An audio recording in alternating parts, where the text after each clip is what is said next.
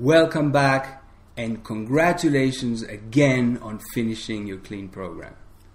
As powerful as your clean program has been so far, as good as you're feeling, this is just the beginning, and it is our hope that it is the beginning of a lifelong journey that will take you to live clean and long.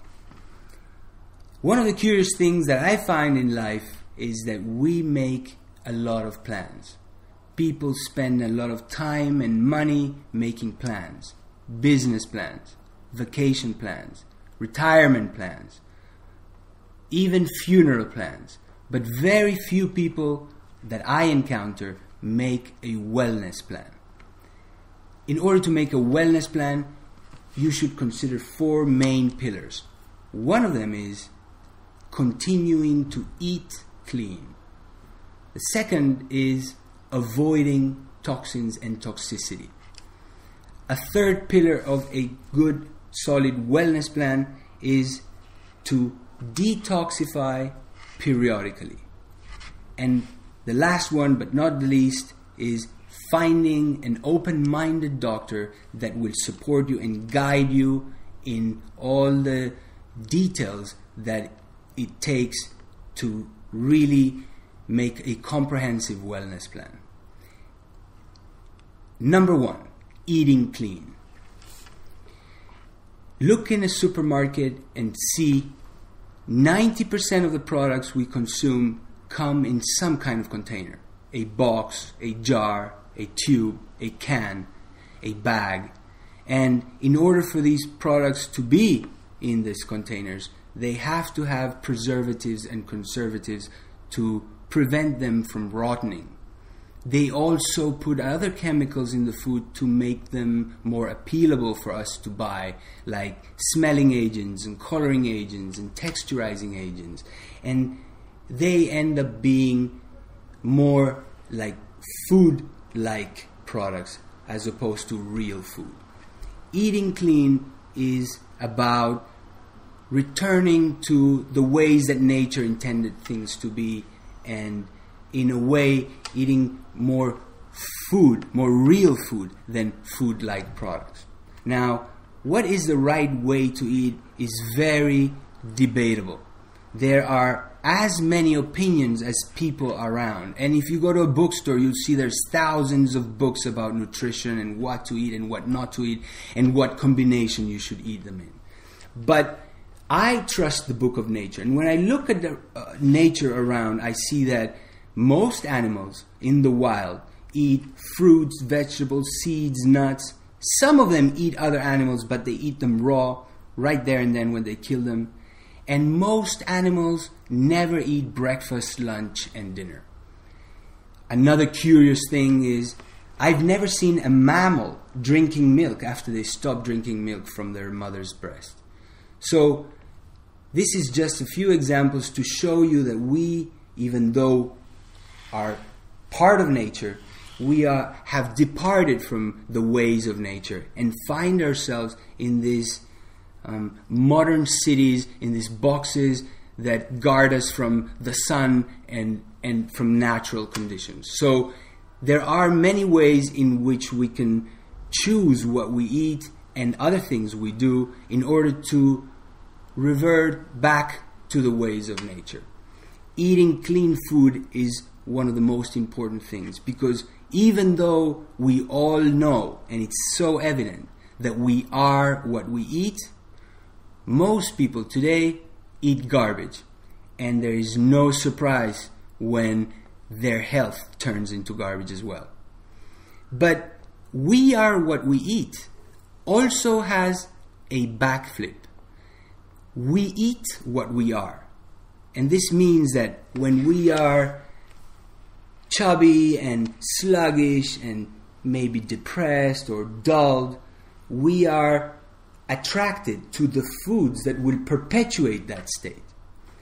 Instead, when you are active and clear and vibrant, you will be attracted to the foods that will sustain that state. So take advantage of this new state that the clean program has put you in and start choosing the foods that will support maintaining that state. Eating real food as opposed to food-like products is a very important step. Also, there's a big benefit in eating more raw foods than cooked foods. So any increase in the total percentage of foods that you consume in a raw state will translate into health benefits beyond your wildest dreams. There is a big problem now as to where you should buy your food. And probably your best bet is the local farmer's market. Second bet is your organic supermarket like Whole Foods and others like it. The one thing that modern life has provided is very healthy options to unhealthy foods. And there's a few that I'd like to mention right now. If you really like bread, then you can try sprouted bread. There's a sprouted bread called Ezekiel that is available in health food stores, which is really healthy and does not usually cause the allergic or sensitivity reactions that gluten does. For sweeteners, you have agave, for example, which is the syrup, the sap of the agave plant, of the cactus plant, which does not cross into your blood and does not elevate your blood sugar levels. So it's even good for diabetics. Stevia, extracted from the leaves of a certain plant, is also a very good sweetener, natural sweetener, and both of these are way better than aspartame and the chemical sweeteners that we know now. And there's evidence, growing evidence, of the diseases they cause. If you really like pasta, there are healthy options, healthy alternatives to pasta, like pasta made out of semolina or rice or quinoa, that are as tasty but much healthier than the ones made with flour and containing gluten.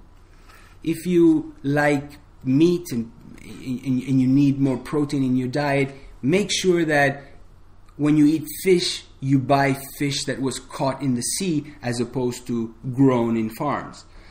As well as meat. When you eat meat, try to choose and buy grass-fed meat as opposed to corn-fed meat. And the reason why is because farmed fish and corn-fed cows really are being fed in a very unnatural way, causing them to get inflamed. So when you are eating inflammation, and therefore you are getting inflamed yourself.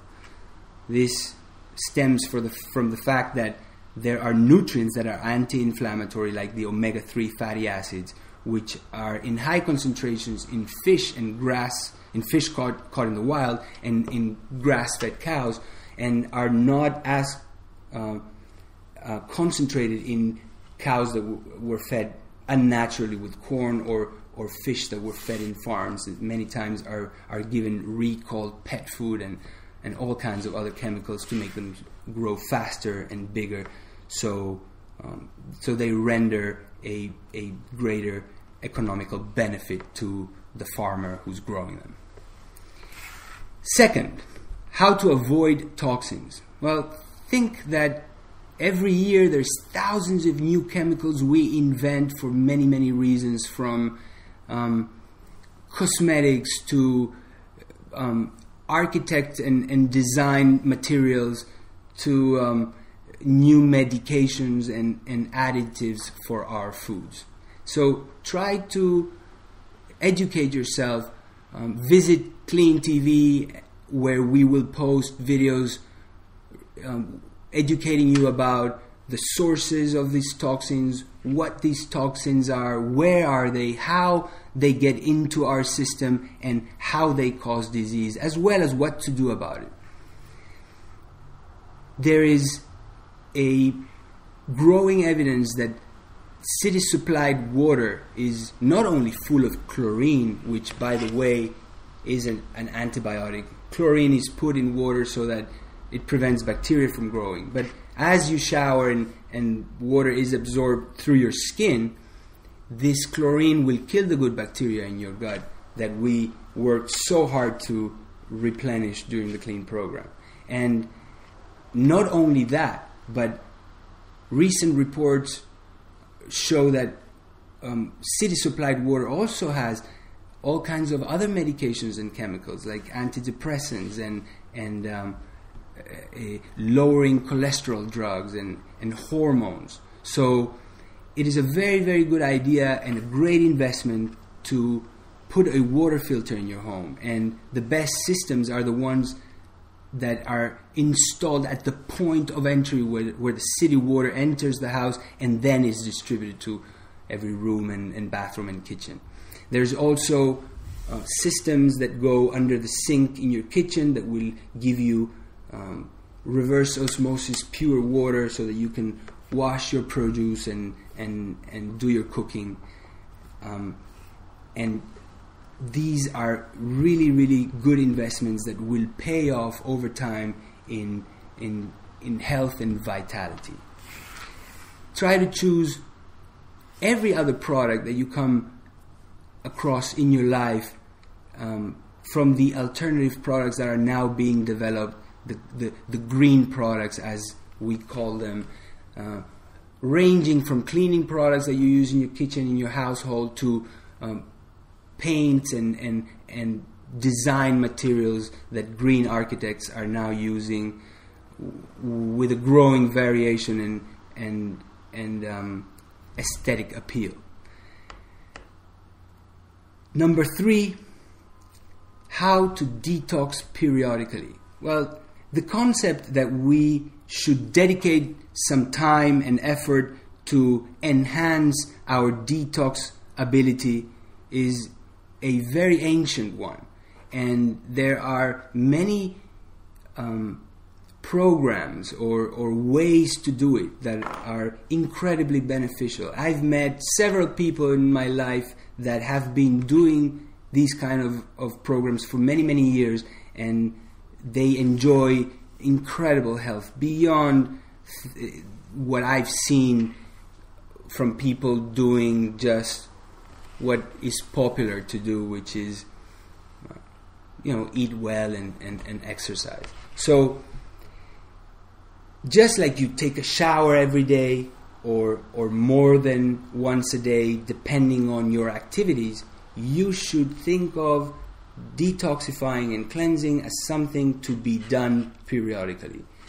Now, a few different good plans are doing the clean program once a year for 21 days, or doing half of the clean program twice a year for 10 days each.